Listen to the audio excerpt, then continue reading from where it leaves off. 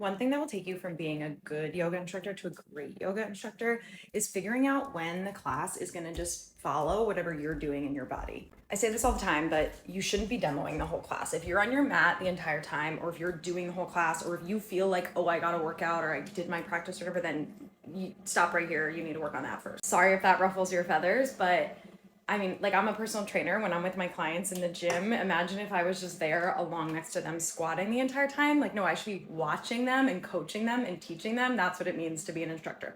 But I digress. With yoga, sometimes you do have to demo certain things, or sometimes you are kind of jumping like on and off your mat throughout the class to show something or just to like get out of the way or whatever. And I get that. And sometimes it can be hard because then you go to stand up and everybody follows you. Or let's say you're demoing like a tree pose or something, and then you drop it to take a step in whatever direction and everybody else drops their foot. That's what makes people, I think, sometimes afraid to leave their mats, and they just keep demoing and they get stuck. You need to master the art of kind of telling the class before you move.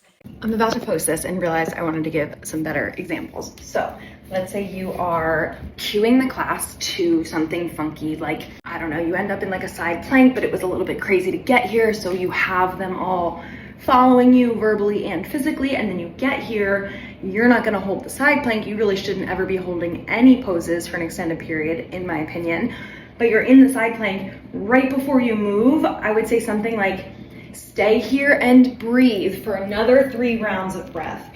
See how I walk away as I'm saying it? Or something like, continue to lift through that bottom hip as you stay here and breathe.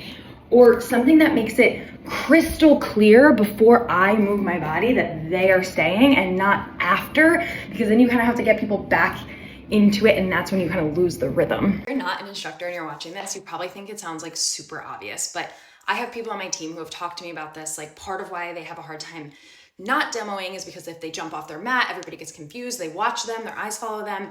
And I really truly believe that this is one of those things that takes you from just like being an instructor that's doing an okay job to commanding the room in a seamless, comfortable manner. Of course, like, awkward moments happen, and there are times where people watch you or you mess up or you say the wrong thing, and like, that's fine. That's not the point of this video.